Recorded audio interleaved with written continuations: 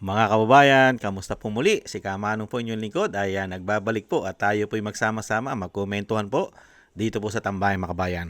Mag-umpisa na po tayo. Ito po, nag-umpisa na po ang ating Vice President po ay bumabati po sa atin lahat sa araw po ng Kagitingan. Araw po ng Kagitingan mga kababayan. At nauna na pong nagpahayag ito pong ating Vice President mga kababayan. Mabuhay ka, Vice President Sara Duterte. Ito po, pakinggan na po natin ang ating Vice President at panuorin po natin.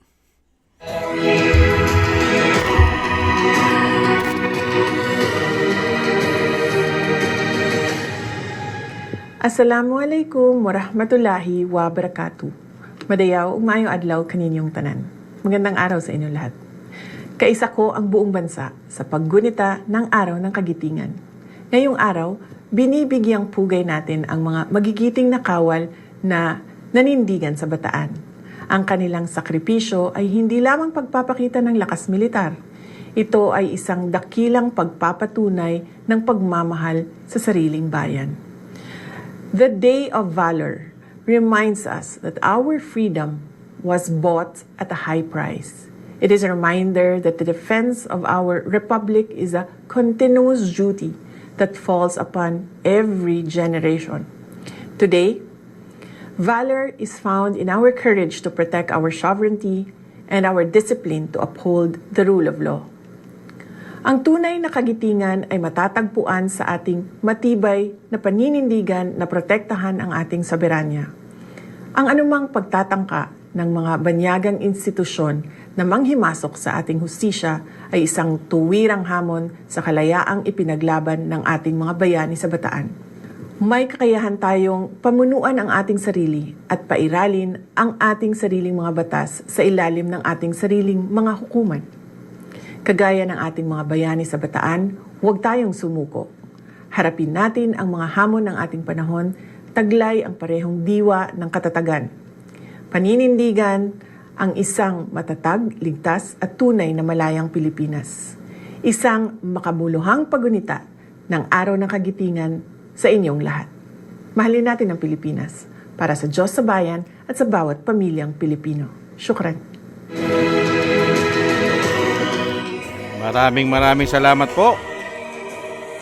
Thank you po. Maraming salamat po. Mabuhay po kayo, Vice President Sara Duterte. Kayo po ang pag-asa ng bansa, lalong-lalo po ngayon sa kahirapan at lugmok dahil po sa korupsyon at pamumulitika. Tama po lahat ang sinabi po ng ating Vice President, mga kababayan. Sa araw po ng Kagitingan, ito pong Day of Valor na talagang nagbuwis ng buhay para po ipaglaban ang ating soberenya, ang ating bansa. At nagkaroon po tayo ng presidente sa kauna-unahang pagkakataon na mismo ang ating soberenya ay pinagkaloob na o pinanghimasukan na at pinayagan niya na ang ating soberenya ay makuha at makubkob ng ICC. At naghudas, nagtaksil, hindi po ba? Grabe. Kaya nga po yung sinasabi po ng ating Vice President, totoo po yun. Ipaglaban mo malayang bansa at may kakayahan ng ating bansa sa lahat po ng pamamaraan. Meron tayo kumpleto.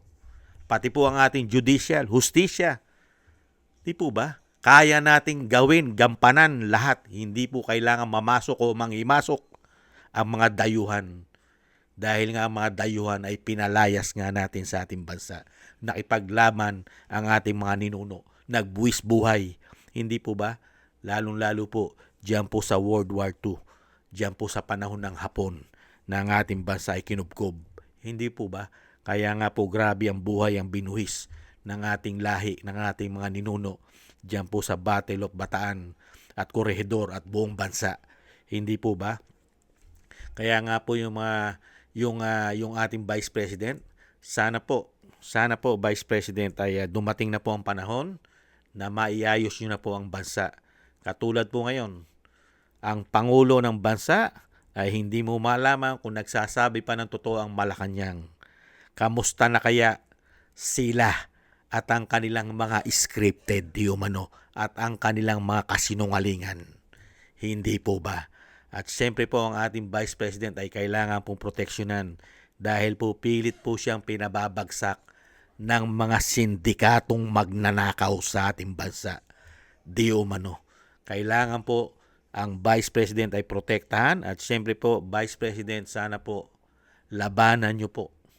Labanan nyo ang sindikatong magnanakaw sa bansa.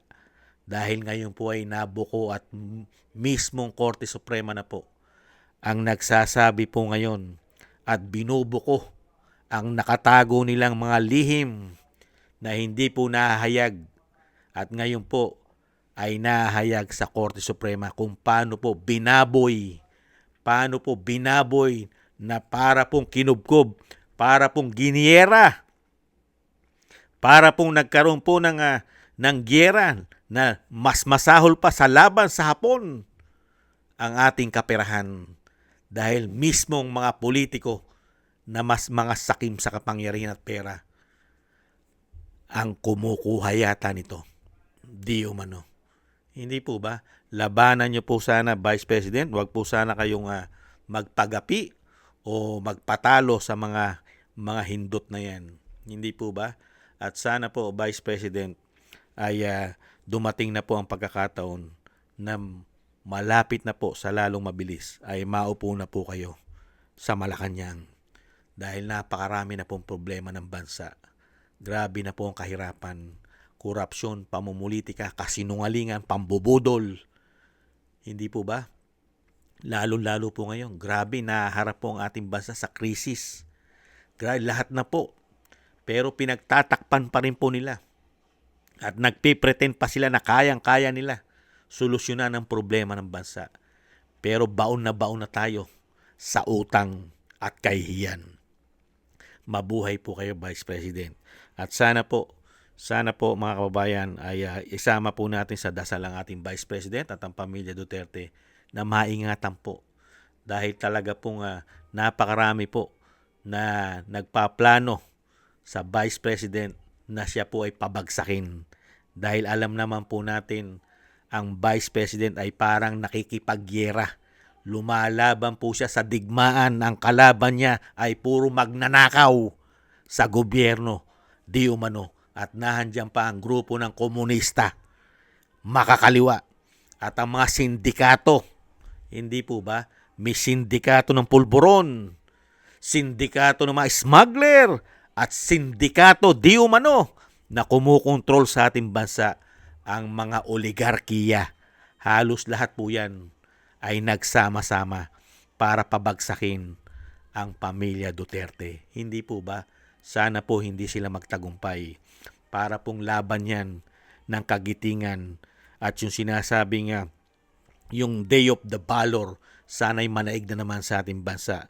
Ito pong digmaan na ito, mga kababayan, lalong-lalo po sa korupsyon at napakaraming problema, ay sana po malagpasan po natin ito.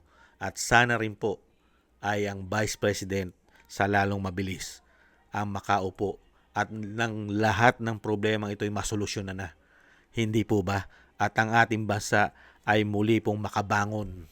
Dahil kung hindi po at magpapatuloy po sila sa ganitong sistema na paglilingkod sa atin, saan po tayo dadalin ng mga taong ito? Puro po sa kahirapan at puro po sa pagnanakaw ang ginagawa lang nila sa atin. Kaya ito pong Vice President, nakita niyo po, kauna-unahan at ngayon po ay nire-respeto at talagang binibigyan niya po ng papugay, papuri ang ating mga bayani, ang ating lahi, lalong-lalo po ito pong Day of Valor, na araw ng kagitingan na nagbuhis ng buhay, mga sundalo, mga Pilipino na humawak ng armas para ipagtanggol ang ating bansa, ay sana hindi po ito mawala at ito po hindi lamunin ng mga banyaga, mga kababayan. Sana po tumayo tayo sa tama. At syempre po, nananawagan din po tayo. Gising-gising na. Gumising naman po kayo. Maawa naman kayo, mga men in uniform. Maawa naman kayo sa bansang Pilipinas. Gawin nyo naman ang mandato nyo. Di ba ang mandato nyo protektahan ng bansa, ang soberenya, protektahan ng Pilipino, protektahan ng mamamayan. Naghihirap ang bansa. Dinala kami sa korupsyon ng gobyerno. Mismo Korte Suprema ang nagpapahayag. Daig pa namin na naipaglaban sa World War II, sa gyera, sa dami ng ninanakaw ng mga politiko. Hanggang ngayon, tulog pa rin kayo. Maawa naman kayo sa Pilipino. Huwag naman puro pera. Marami na kayong naipon yata. Maglingkod naman kayo ng tama. Nagtatanong lang po ang isang Pilipino na si Kamanong. Maraming salamat po, Vice President Sara Duterte. Mabuhay po kayo at tunay po kayong lingkod bayan.